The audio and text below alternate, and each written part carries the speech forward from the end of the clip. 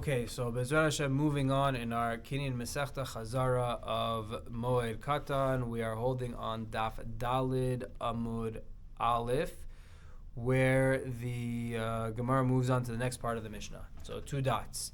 Says the Gemara, Avalo mimei geshamim mekilon. So we said in the Mishnah that you're not allowed to use rainwater, megeshamim, or mekilon, or well water, to feed even a beit hashlachin, which you're generally allowed to water on Chol HaMoed. You're not allowed to do it with rainwater or with mekilon. Now, rainwater, we said in the Mishnah, means rainwater that piled up into a puddle or some type of lake or reservoir or something like that. You're not allowed to use it for watering your beit hashlachin because it's tircha, as the Gemara is going to say.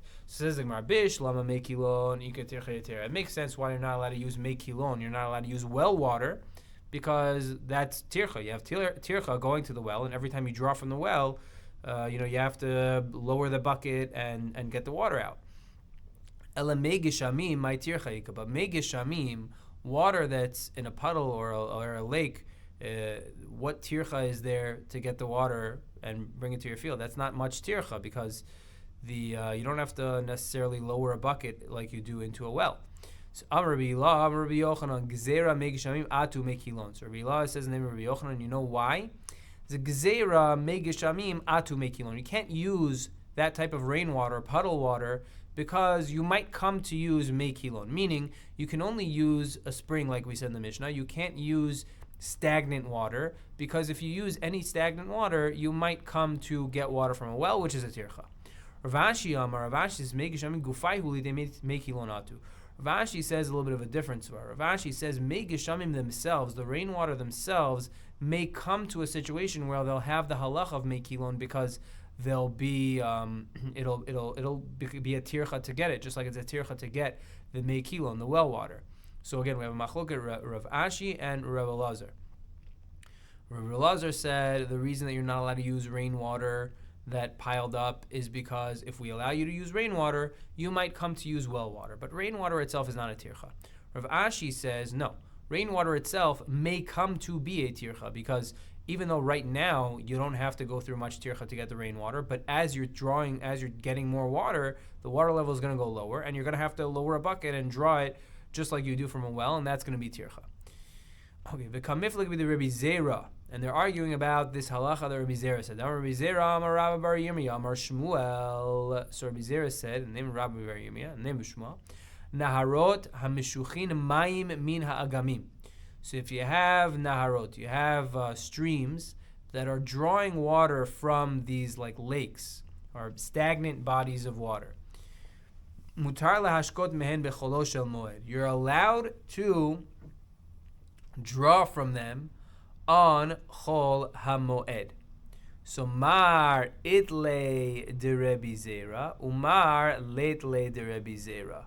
One opinion holds of Rebbe Zera, and one opinion does not hold of Rebbe Zera. So if you say Megishamim themselves will come to be a tircha, and that's why it's asur, that means when the megishamim do not come to be a tircha, it will not be asur. So in this situation where you have the streams pulling water from the megishamim, Rav Ashi will tell you that really it is mutar because it's not going to come to a situation of mekilon. So, but right, so Mar Idle de Rabbi Zera, that's Rav Ashi. He holds of Rabbi Zera, and he'll tell you that it's mutar in this situation.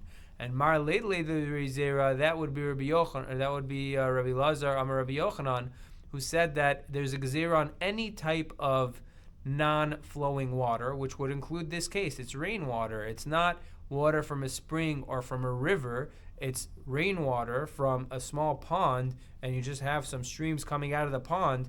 Even you're not allowed to use those streams because the source is rainwater, even though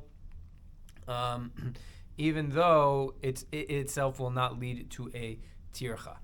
Okay, Gufa says the Gemara. We're going to quote that halacha that we just quoted. Amar Rabbi Zera, Amar Rabbi Yirmiyah, Amar Shmuel, Naharot hamoshchim mayim min ha'agamim. If you have little streams that are drawing water, that are drawing out from these small ponds, Mutar lashkot mehen becholo shel moed. You're allowed to use them on chol moed. Eiteve Rabbi Yirmiyah Rabbi Zera. Rabbi Yirmiyah asked on Rabbi Zera, and he asked to Rabbi Zera, not on Rabbi Zera. He asked against Rabbi Zera. He said, "Aval lo mimei geshamim." How could you, Rabbi Zera, say this halacha? The Mishnah says, "Lo mimei geshamim v'lo mimei kilon." You're not allowed to use rainwater, and over here you're using rainwater, so it should be asur. So Amar le Yirmiyah beri. So Rabbi Zera said, "Yirmiyah, my son." Rabbi Yirmiyah was a talmid of Rabbi Zera. He said, "Hani agamim de Bavel kemaya de la paskidamu." These agamim, these swamps of Bavel, it's like maya de lo paski. It's like water that doesn't end. Meaning it's not going to become a tircha because the water doesn't get lower and lower and lower, and you're going to have to end up drawing from it using a bucket.